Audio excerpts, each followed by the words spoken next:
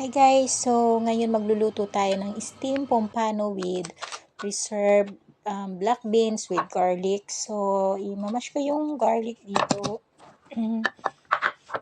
Then, together siya nung preserved black beans.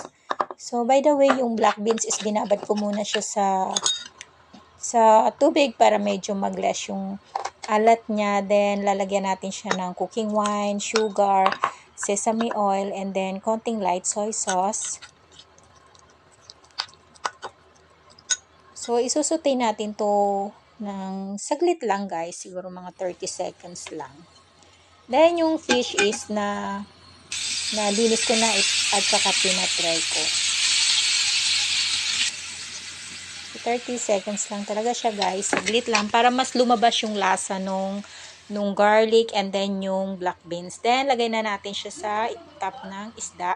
So, yung sili is optional lang, pero pag ayaw nyo naman ang maanghang, alisin nyo na lang siya.